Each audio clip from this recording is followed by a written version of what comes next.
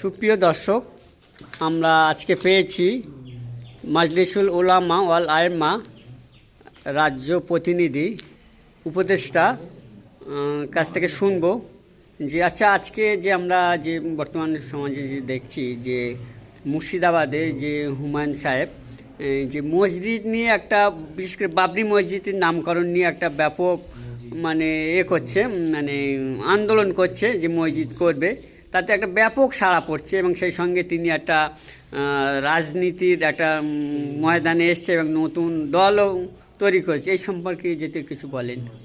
ব্যক্তিগতভাবে হুমায়ুন দল বদলু, নৈতিকতা নেই।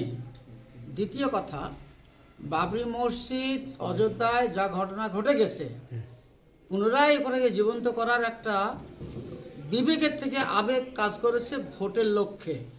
তৃতীয় কথা, ওর পিছনে বিরোধী পশ্চিমবাংলার রাজনৈতিক শক্তি থাকার সম্ভাবনা আমরা মনে করছি। এই জন্যে মুসলমানরা তাকে ব্যাপক অনেকটা বড় অংশে সমর্থন করছে। মুসলমানরা বিবেকের থেকে জোশটা বেশি কাজে লাগায়, বিবেক কাজে লাগায় না। ফলে হুমায়ুন সাহেবের এই বাবরি মসজিদ তৈরি করা, কেননা ওই একই দিনে বহরমপুরে রাম মন্দিরের উদ্বোধন হয়েছে, তার পরের দিনে কলকাতার ব্রিগেড প্যারেডে 5 লক্ষ লোকের গীতাপাঠ হয়েছে। এগুলি কি রাজনৈতিক প্রতিক্রিয়া? হিন্দু সেন্টিমেন্টকে মেরুকরণ দিকে আগিয়ে দেওয়া, এটা পশ্চিমবঙ্গের মুসলমানদের রাজনৈতিক সামাজিক প্রেক্ষাপটে ক্ষতিকর দিক, কখনো কল্যাণ বয়ে আনবে না। তার ভোটের, যেহেতু তৃণমূল তাকে বরখাস্ত করেছে, ভোটের গিমিক রাখার জন্যে তিনি এই কাজটা করেছেন। অনেকে বলছে যে তিনি বিজেপির বি টিম হিসেবে কাজ করছে। ওটা লোকে বলে, সেটা তার পরিচয় বলবে।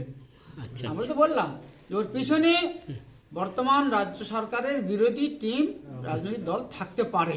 অনেকে বলছেন, কাগজপত্র এসছে, অনেক মুসলিম বুদ্ধিজীবী সে কথা বলছেন। আপনার নামটা যেতে? আমার নাম মোহাম্মদ তাহেরুল হক।